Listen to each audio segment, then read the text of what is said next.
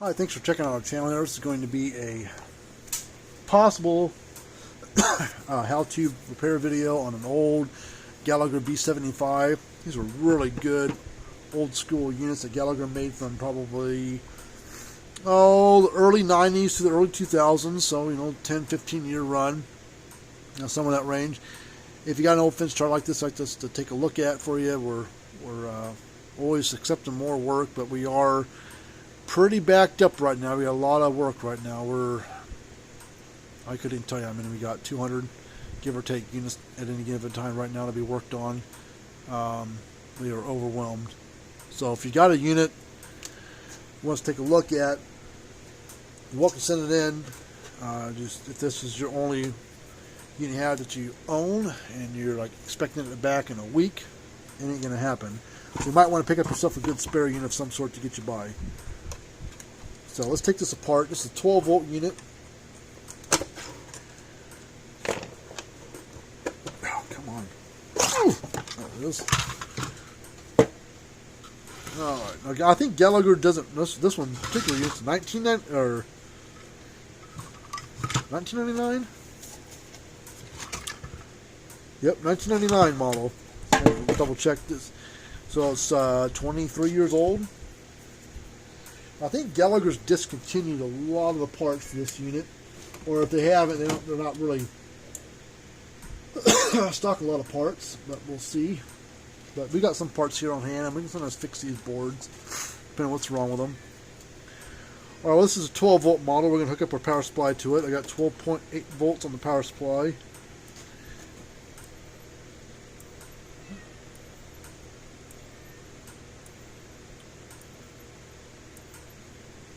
It is coming on, and it is clicking, and it is flashing.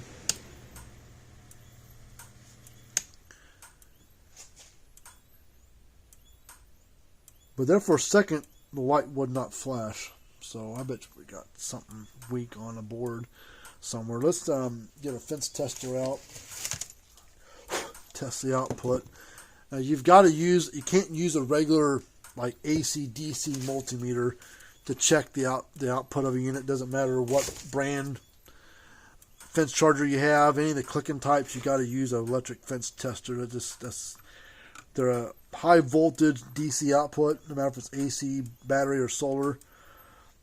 They're only getting about 4,000 or 5,000 volts. That's all we're getting out of it.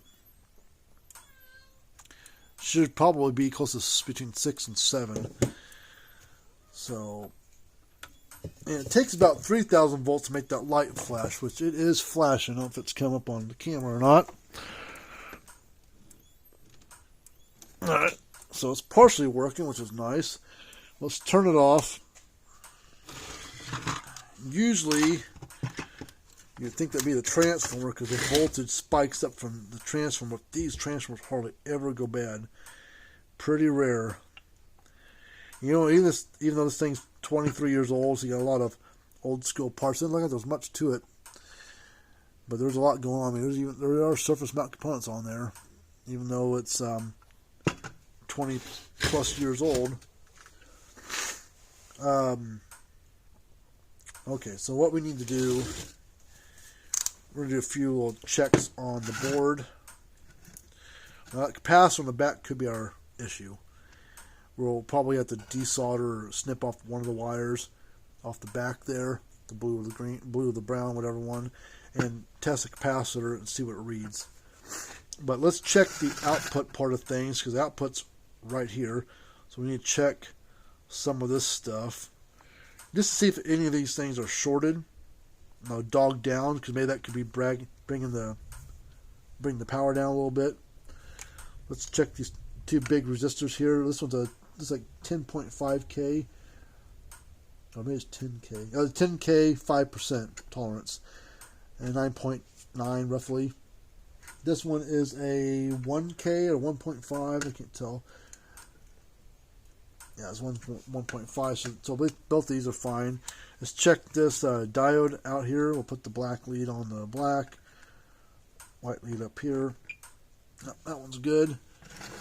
Let's check these other diodes right here. That one's good. Uh-oh. That one's good. Alright, so the initial test of what would normally drag these down is actually reading fine. Let's check this capacitor. Get my snips out here. We'll cut this cable tie loose. See what size it is. It is a 10 microfarad capacitor. So we'll switch our meter over to capacitance, and we're just going to go across here and here. See what it reads. Nothing, but we may need to, we're going to cut the wire long. Just cut one of the wires, and then we'll strip off the end here. So sometimes you have to disconnect electronically the capacitor from the board in order to actually get a reading out of it. So there's no polarity to it, so we'll put the black lead there, put the red lead on here.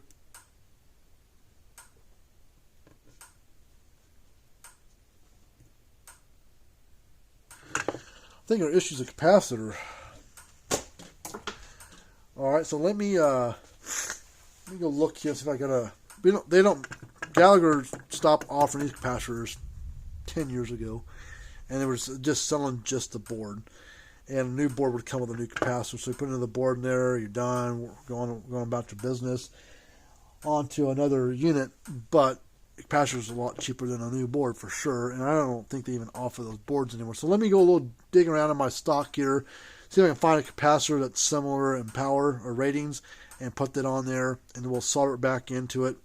And then we'll reinstall the board and see if we can get that voltage to jump up higher. Alright, so I couldn't find one the exact size that this one is, so I've got two of them here, two capacitors here, and when we wire them together it will equal what this one is. Usually I've got one capacitor that will take the place of this one, but I can't, I don't have them. I must be out of them.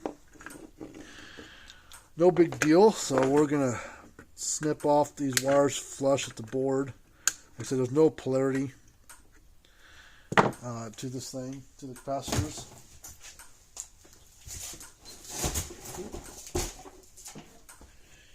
Alright, so now we got to do some soldering. We need to first solder these capacitors together. And what we're probably going to have to do, we have to figure out where we're going to set these capacitors at. Because we've got to just get this cable tie that's on there out of the way.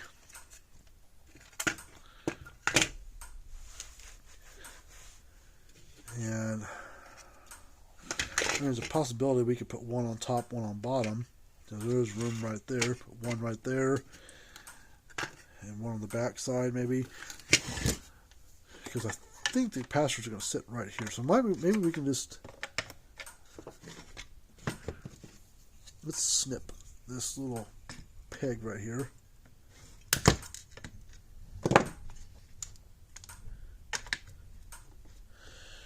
We can set that right there. You can always put capacitor right like that. Maybe solder them together. And come off of this one over to the board. I think we can do that. I think it's going to sit in there just fine.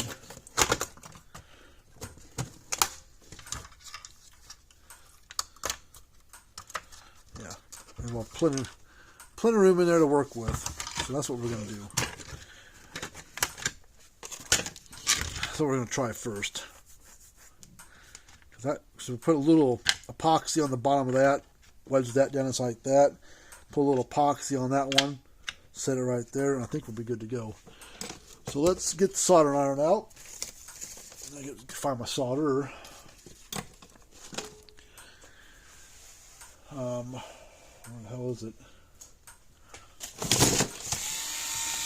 I just cleaned the bench up quite a bit here last little while. Now I don't know where I put anything at. Alright, I found my solder. I can't do nothing without it. Got it. Alright, solder iron set to about 740 degrees Fahrenheit. That should be hot enough. All right, before we glue those or epoxy those capacitors in place, we need to, because I want to epoxy them in place, and then this doesn't fix our issue. We're going to tin the leads, or the leads on both these capacitors. Now, when you wire capacitors in parallel, they add together. So we're going to solder these two capacitors in parallel, and add those two together will equal what the other one was, but we took it out of there. And I think there was nothing at all. So we're going to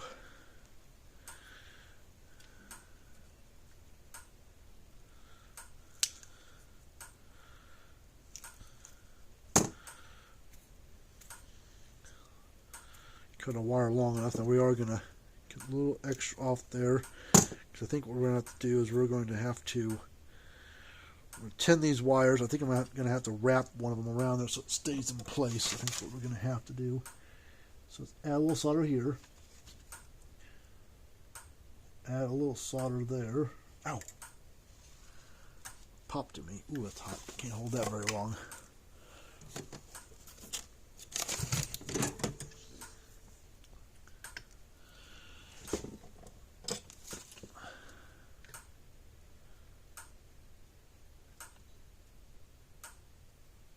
That cool off. And we'll take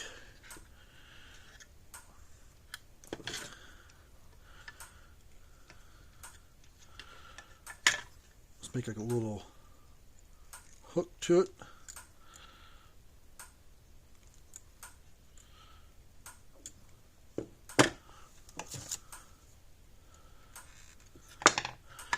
And then we'll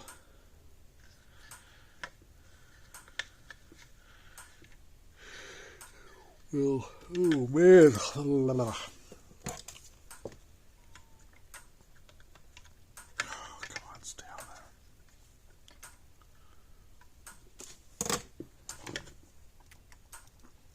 Pinch it on there. They'll heat them both up together. That side's done. Same thing here. Then we'll come off of these two. Another set of leads are going to plug up into our board.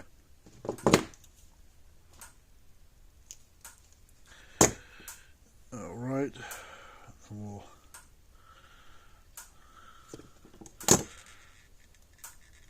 cut this a little long. Strip off a little extra on this one.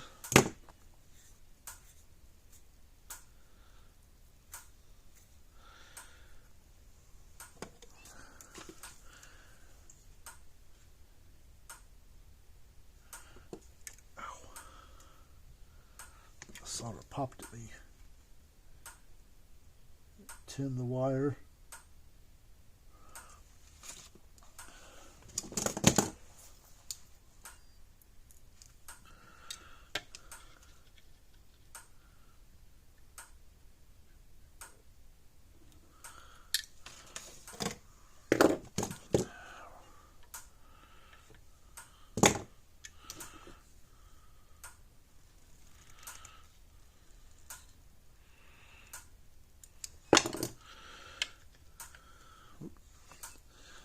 Pinch that one off a little too much, so open that loop up a little bit.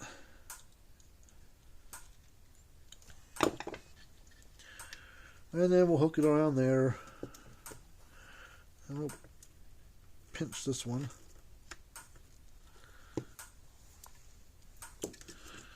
And then we'll heat them both up like we did the last one.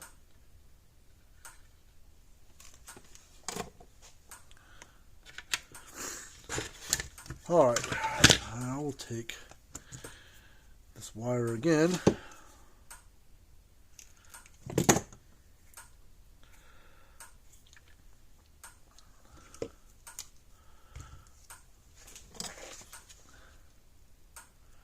Tin the wire by heating it up and adding solder to it.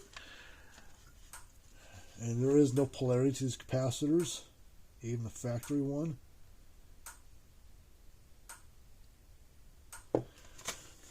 Alright, let's good. And we'll cut it a little long. Plenty to work with. I'd rather have a little too much wire and cut off what we don't need than to try to cut too short and have to redo it again.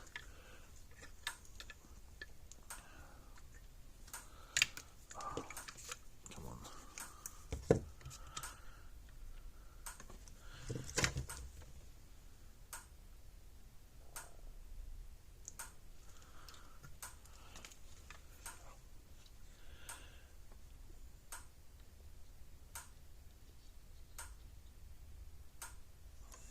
Cool off.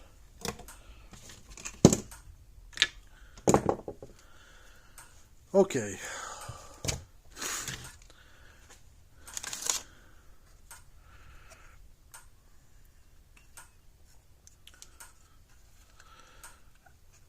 Pull these wires up. I'm going to snip them off. So I don't need them anymore. Let's just see what we're working with.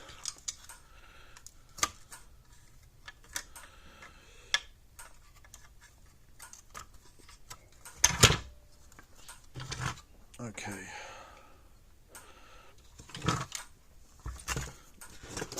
I think I'm just going to leave them at this length.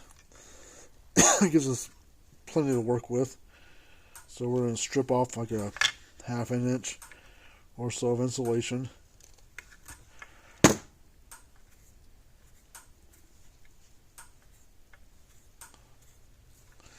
And then we're going to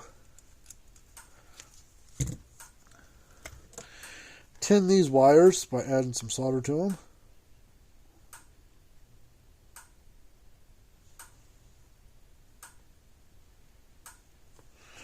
And then we'll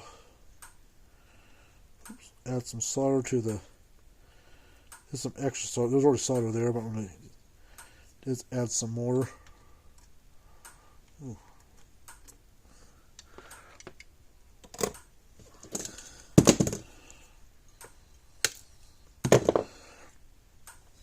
Now, get this board down here. We'll hit the solder pad up as well as the wire. Set some solder to the iron first.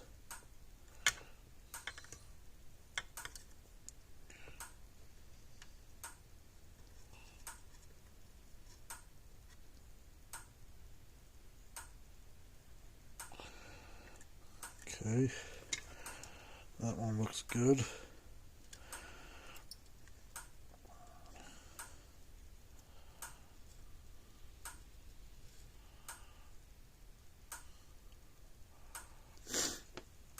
Okay, that one looks good. Let's get that capacitor to lay down flat.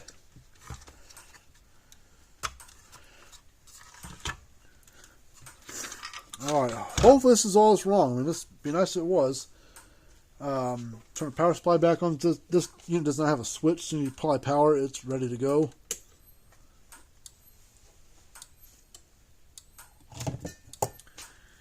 Alright, well, clicking along. Let's put our tester on it, see what we're getting now. We were getting about 4 to 5. Hopefully it's between 6 and 7.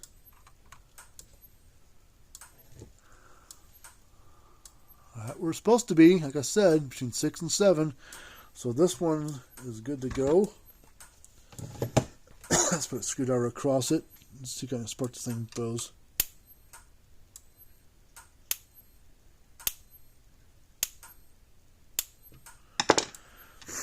Alright. So I fixed another one. Let's turn the power supply off.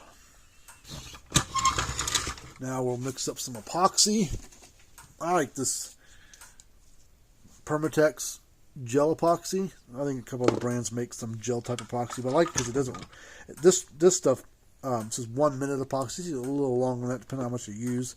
But I like it because it doesn't run ever. It's pretty. It's a gel. It's not like a liquidy mess. All right, we're going to lift this board out of here. Now this capacitors, I'm sure have got a charge built up in them.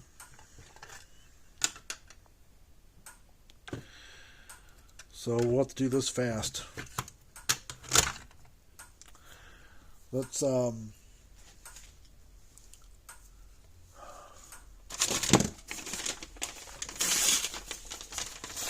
piece of scratch paper here. We're gonna mix them up here. I'm not gonna need a whole lot. That should be enough for both. I got this stir stick I'm using for a while. We'll mix them both up.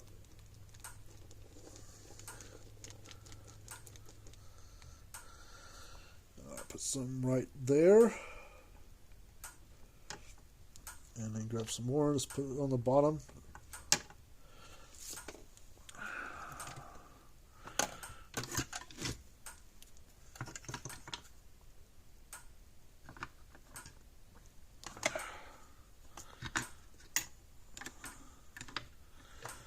That one's in place. That one's in place. Now let's get this board in place.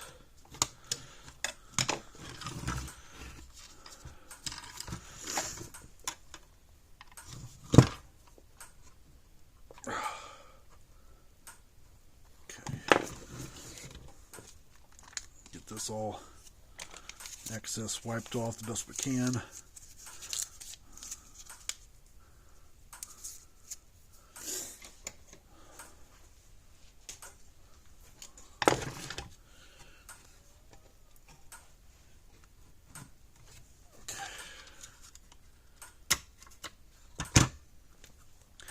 It takes about a minute or two for it to really kind of harden up a little bit, maybe 5 minutes, depending on how much goop you put on there.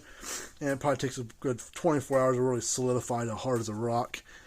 So, but this one's done. I mean, let me turn it back on again real quick. So, this one's done. We'll wait. It's too late to ship anything today, but tomorrow morning or next week, whenever we get around to it. But we'll get this box up, shipped back to the guy. I'm sure he'll go for it. You know, brand new units, a couple $100, give or take. So I'm sure he'll fix it. I would if it was mine.